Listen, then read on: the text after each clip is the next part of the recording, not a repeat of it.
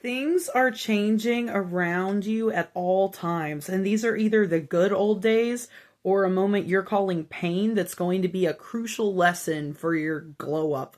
And I know we often look at pain as a thing that leads to success and in this maniacal kind of way. But I am back, visiting my home for Easter, and I'm thinking about all of the breakups I've been through in this house, all of the trials and tribulations, and I've ultimately grown and learned lessons from them and realized it's not that deep. At my age, I've started doing a lot of things I've been scared to do my whole life.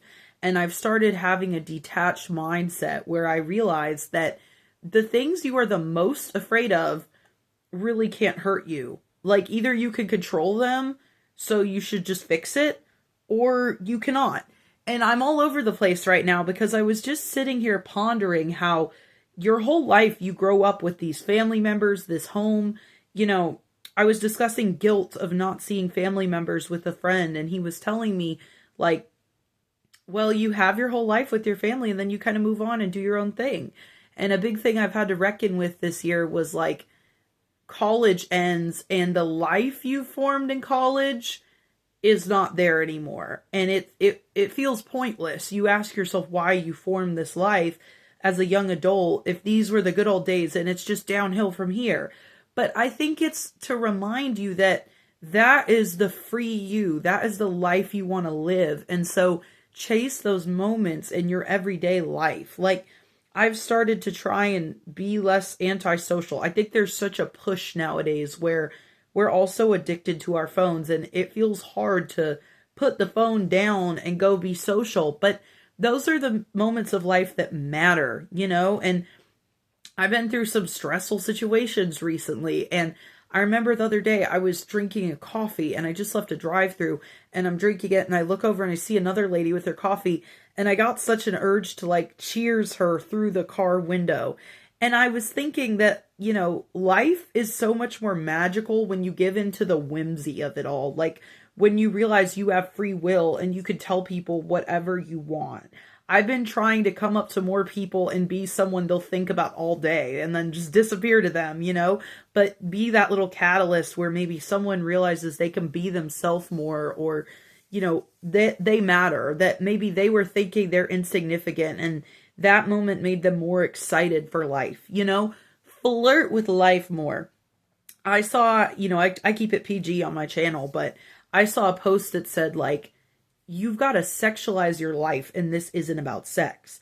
It's like finding the erotic in an artistic way in your life. It's not about going and being promiscuous or doing inappropriate things, but it's about falling in love with your life, like seducing your life, flirting back with the universe, and being so magnetic that the good things must find you, having so much abundance that you're a magnet for them. And for me, one of the most literal ways that pretty privilege, manifestation, law of attraction, all this stuff works, when I was really depressed, I was only seeing the bad.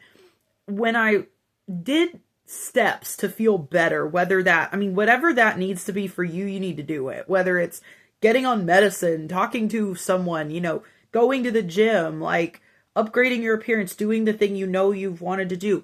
I saw a post on social media that said, be a bitch or get autoimmune disease. There are more people who have had chronic stress their whole life, and you also aren't promised any amount of days. I think about this all the time, especially with the crazy things happening in the news lately that are the result of very ignorant people getting into power. The other day I was like, should I go out with my friends or should I go to bed early? And I was like, go out with my friends. Like, I think we're at a point where you've got to understand, and once you have this awareness that these are the good old days, live them as fast as you can. Like, I did not enjoy a lot of my youth because I kept trying to be hyper vigilant and waiting for the next step and being like, oh, I'm not going to party. I'm going to, wait till I get older. And the harsh truth is, I always had these friends who were not having a youth. They were like playing wife to somebody. And they would say, oh, when I'm old, I'll go back to college and party. You rarely do, I don't always advise kids to take a gap year because you might just fall off and fall into bad habits. For me, university was kind of that shoehorn to get me into being an adult and having autonomy and having to be accountable for myself, you know? I remember knowing people from my small town who wouldn't even wash their laundry. They had like their family members do it for them. And it's a certain kind of autonomy you develop from being forced into new situations. And I could sit here and preach that all I want, but you know, the other day I was like, I need to take my own advice. I need to try a new machine at the gym I'm scared to use, because new things will always be scary to us, but you become a bouncier, more magnetic person, grittier person when you can do things that scare you and know that you're going to live. I think the most not magnetic, repellent kind of person is that one who never challenges himself to upgrade, you know, never hopes for something new and things of that nature. But I realized, you know, for so long I would fall to my knees and miss my friends so bad and realize, you know, I wasn't with them. And, you know, you can be, I think this mentality is so important to have, because when I was young, I was just living. I didn't know how to live. I didn't know what to do. I was doing it the best I could. And it never occurred to me that, like, the whole point is to have fun and appreciate the people around you, the places around you, the moment, because once it's gone, it's gone. And then you only have the memories. And I think having this awareness of the present and mindfulness, not living in the future, not living in the past. You know, I spent so much of my youth living in the future that I had to take a minute to live in the past and mourn these old memories. But guess what? I got a new house with new memories, and I'm so proud of myself for making it a space I'm comfortable in. And it's so high vibrational because there's none of that adolescent, youthful, you know, like begging and conflict and like angst. It's just peace and everything I've done for myself to show up as a healthier, happier adult. So I'm saying all of this in a rant because I want you to think about the fact that this is a moment of your life. Like, think about the people in the plot, the space you're in. Think about how you could choose to dress. There was like one moment of my summer that was a blast because I wore a dress and did my makeup and I had a blast, you know, and just choosing to present yourself as your dream you is the best way to attract those blessings. And if you're super, super depressed, there's levels to this, and I know ball. Like, you gotta start showing up like you're not depressed. And I tell more men this advice, and they hate it because they want to moan about it. You know, men, if they get a cold, they want to be like, and the women will have the cold and be cleaning the house. You know, no hate to men. I'm sure women are crazy about other stuff, but the point here is, like, you gotta accept, you know, I know more women who are like, they have the most traumatic thing happen, and then they're like, nah, I probably need to get dinner with my girls. Yes. Stop labeling everything that happened to you as the worst thing ever. And some things you were a victim. And I think part of healing is accepting where you were a victim, where you could take accountability, and just the balance of all of that and the harmony. You know, I can't stand someone telling me I have a victim mentality if I'm just acknowledging I was treated negatively in a situation. But I'm also not going to sit here and look back on memories and paint myself as totally blameless. It's okay to look back and feel cringe and feel remorse. That means you grew, you know, but you need to be in situations you will bloom. Imagine you're the last truffula tree like the Lorax. You're not going to say, oh, the tree has got some leaves that are ugly, we need to fix it. No, you're going to plant that tree where it's going to grow and worry about it when it grows. This is the thing I did not realize for so much of my life. I was not seeing the forest for its trees. Like, I would be so worried about getting into college and, you know, when I was dating someone, are they husband material? Could I have kids with them? Yes, those are good things to think. There are people out here having kids with anyone, not even thinking twice if they're, you know, not a felon. But when you're dating, take time to brush your hair, look in the mirror, feel so beautiful, feel so interesting, and like that person you're going on a date with is the luckiest person on earth. And I want you to feel those butterflies. You know, I was talking with my family today about how dating's so messed up because they view it as like an investment, right? You buy X amount of dinners and you get to hook up with a person. And, you know, this guy who's in my family, he's saying, that's not the fun part. The fun part is getting to know each other. You know, it's just like, even from a man's perspective, I know I'm not crazy. I know men used to, go to war for all this. And I think we've got to start applying nuance and looking at things like when they show the earth and they zoom out, think of other situations. I was just telling someone the other day, you can't really bring facts to an argument about feelings. A lot of people have not been validated or comforted by anyone. We carry these wounds around with us. And I want you to know the first step of healing may quite be to have a victim mindset if that's what helps you for a moment. Now, you're going to have a moment where you achieve that comfort. You care about living out of empathy for yourself. You no longer wish to die. And then you're going to not know how to snap out of that victim mindset. That's what happened to me. I was like, oh, I deserve comfort and 700 Oreos every day. And then it gets to a point where you're like, am I giving myself a victim mindset? I think I am. And I think a lot of people are stuck. I think more people have a victim mindset than are hard on themselves. And I feel like I started off so hard on myself my whole life that I almost deserve to be a victim for a little while. But the point is, the people in your life right now, it's not infinite. I used to think on this grand scale. When you're young, you're thinking of your whole life, but it's going to zoom by so fast. And I want you to take moments. I've started saying with a lot of people when I'm having fun, like the book Cam Jensen, who had the photographic memory, click, so that I can remember the moment. And I remember all the clicks I've clicked. And it's almost like, times you save something to like a Snapchat hard drive or anything, flash drive, you kind of remember. Like, yeah, it's there, so you remember, but I think you can remember the last, memes you saved or photos you downloaded or whatever, because they were significant to you. They stuck in your brain. We remember the moments we felt our emotions. So I challenge you to be more present in the moment. When I'm doom scrolling all day, I stop and I feel a moment of resistance where I'm like, if I can get my finger to stop scrolling as fast, I feel in my body, whoa, I've been sitting in a ball. I've not been drinking water. I've not gotten up and gone to the bathroom, anything you're doing out of this motor, like excess cycle, you can break the pattern, but it's like the audio, you must break the pattern today or the loop will repeat tomorrow. And for me, motivation doesn't just involve some football coach yelling at me. I have to have something that really clicks in my brain and makes me realize. And I hate that nowadays a lot of the motivation to improve is like, don't be fat. It's like so toxic and shallow and personally does not motivate me at all. But for me, thinking, these are moments of your life.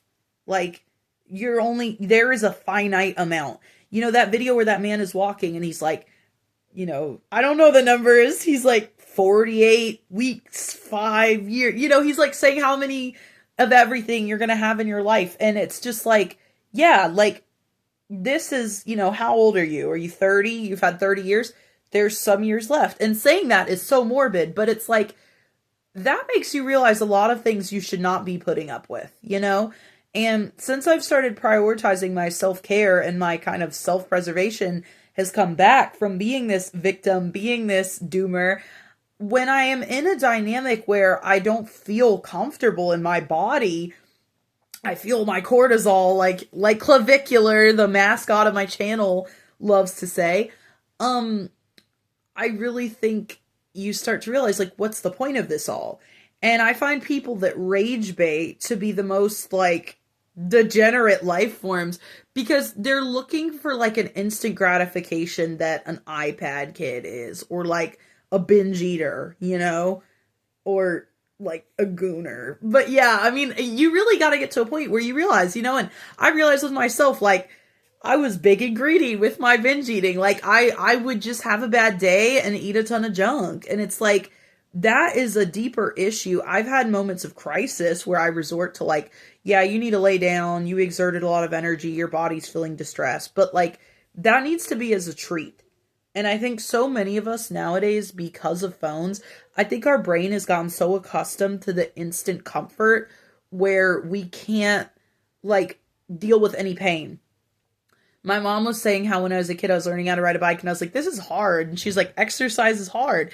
And she was saying like kids nowadays aren't going to even be able to comprehend that. they're going to just sit all day and be sedentary and probably not live that long because their health won't be that good. And I think a reason exercise is so sexy. One thing I never realized, I thought working out would be really embarrassing and I would stay the same. If you stick to it for about 2 months, you'll probably start feeling different and looking different. And that's like the bare minimum to even get results. When you're like committed to being active for a year, like the self-efficacy, the glow that's going to give you is like the most magnetic thing on earth. You know, we find money to be magnetic in this society, or even maybe physical looks. It's because of the confidence those things bring. And working out is one of the biggest forms of discipline and confidence you can get, because you are understanding no one can take that from you. I think something so empowering about breakups, and I'm talking about the feminine perspective, let's say, just because like that's very hyper specific of a pipeline for me. But I think so many women, you know, they get like overweight in a relationship, they stop dressing up. A lot of men incentivize them to do that and then simultaneously gaze at other women, you know? And I think that sexiness they feel from going to the gym, it's not even about looks, it's about like feeling like you're in control of your narrative and you're not sitting at home laid on the blanket hoping a man comes home and finds you attractive enough to maybe bring you flowers. You know, you're like, I am desired. And I just find, I don't know, dating's so messed up nowadays. I met one of my internet friends on a comment where he said an eye for an eye makes the whole world blind. But I agree. I mean, and as a woman, I don't think women, I mean, I think women, I've been told I'm spoiled. I've been told I'm spoiled.